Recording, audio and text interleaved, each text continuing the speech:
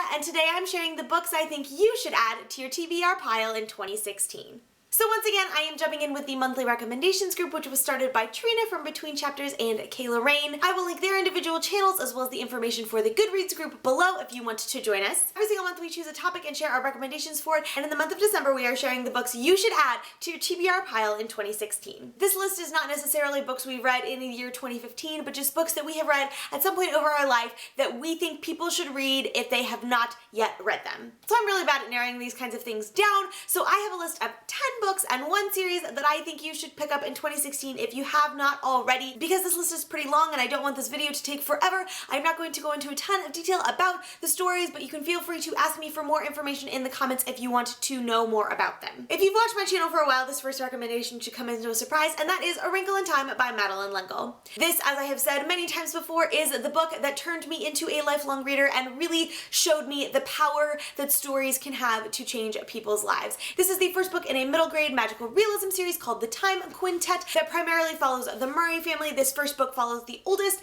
and youngest children in that family, Meg and Charles Wallace, as they go on an adventure with Mrs. Who, Mrs. What, Mrs. Which, and their friend Calvin O'Keefe to save their father. As I've said before, this is one of my absolute favorite books. Madeline L'Engle is one of my favorite writers, and truly this series is just beautiful and wonderful, and this book is incredible. Up next, The Phantom Tollbooth by Norton Juster. This is a middle grade story about a little kid named Milo who doesn't really think about much of anything. One day he comes home and finds a toll booth in his room. He sets it up, drives through it in his car, and finds himself in a magical land where he must go on an adventure to bring back the princess's rhyme and reason. I read this book for the first time when I was probably 11 or 12 years old, and I absolutely fell in love with it. This book is basically a love letter to language because Norton Juster just has so much fun with plays on words and all of the different characters and things like that, and it's just a fantastic, wonderful, delightful read. Up next, Eleanor and Park by Rainbow Rowell. This was my second Rainbow Rowell book, which I picked up earlier this year, and I absolutely fell in love with it. It follows the story of two middle school kids in the 1980s, Eleanor and Park, who wind up sitting next to each other on the bus and falling in love, and this story is just beautiful and wonderful. It gave me a lot of feelings. I cried a lot and was not expecting that, and it's just a fantastic, wonderful, beautiful story, and especially if you have not picked up any Rainbow Rowell books before, I would highly recommend checking this one out. Up next, Codename Verity by Elizabeth Wein. This is a World War II historical fiction novel that follows two best friends, one a pilot and one a spy for the British Army. In 1943, during a mission to Nazi-occupied France, their plane crashes and only one of the girls has a chance at survival. This is an absolutely beautiful story about friendship and fighting for what you believe is right, and if you are a fan of historical fiction and strong female friendships, you absolutely need to pick this up in 2016. Up next, The Book Thief by Markus Zusak. This is another World War II historical fiction novel that takes place in Nazi Germany. It follows a young girl named Liesel who's taken in by a foster family after her parents die, and follows her story as living in Nazi Germany without actually being a Nazi. There's a whole lot more that happens in the story, but basically this book is a love letter to the power of stories. It is absolutely incredible. It would give you a lot of feelings. It was one of my absolute favorite reads of 2014, and if you have not picked this up already, you need to pronto. Up next, Pride and Prejudice by Jane Austen. So this one might be a little bit cliche, but this is one of my all-time favorite books. I absolutely love this story, and truly, if you have not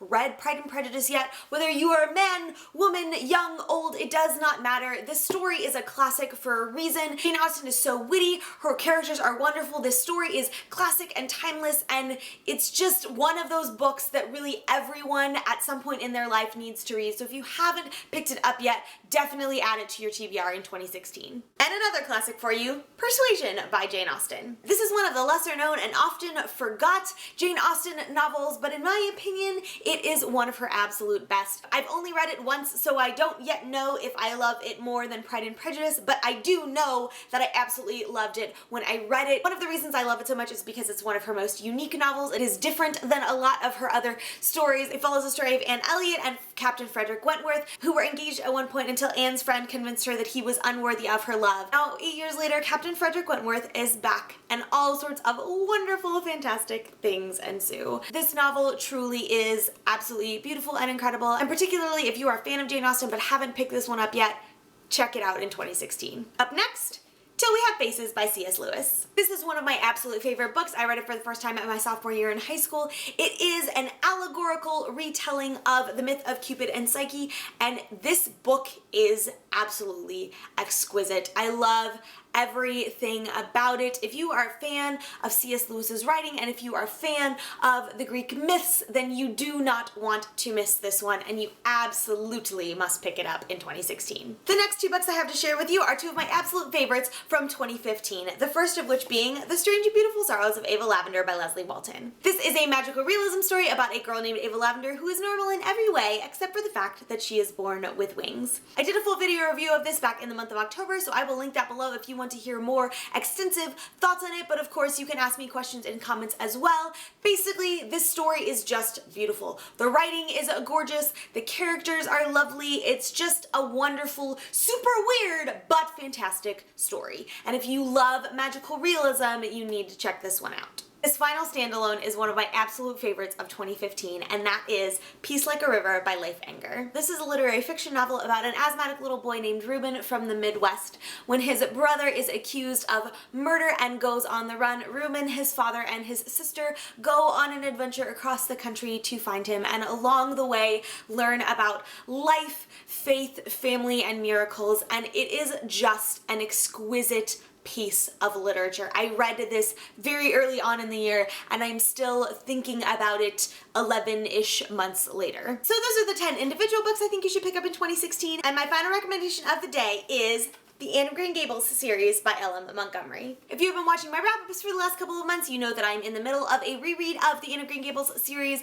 but there is really nothing that can describe my love for this series, and Shirley is my favorite character in all of literature. I love everything about her and her life and the people that she interacts with, and this is just a wonderful, feel-good, fantastic story. Anne Shirley is vibrant and witty and hilarious. Her relationship with Gilbert is wonderful and fantastic. All of her friendships, all of the things that she does, the way she sees life, it's just a beautiful, beautiful story. This is a story that was written for children, so if you were reading it for the first time as an adult, you might have a slightly different perspective on it, but I read it for the first time when I was in college, and I still love every little bit of it. Like I said, I'm in the middle of a reread of the series, and when I do complete it, I will be doing a full series review on it, so if you want to hear more extensive thoughts on the series as a whole before you pick it up, then be sure to look for that within the next couple of months. But truly, Anne Shirley is just incredible, and if you have not yet experienced the beauty of who she is, you need to in 2016. Well, there you have it, friends. Those are my recommendations for the books that you should pick up in 2016. If you have read any of them already, I would love to hear your thoughts, so please let me know in the comments. And of course, as I have already said, if you want more information about any of these books, please let me know and I will answer any questions that you might have. Thank you so much for watching. I hope you enjoyed this video, and I will see you next time. Bye! Hello, friends! My name is Sarah, and today I'm sharing the words. Friends, you should read in so once again, I'm Goodreads Group, which was started by again, I'm jumping in with the monthly recommendation.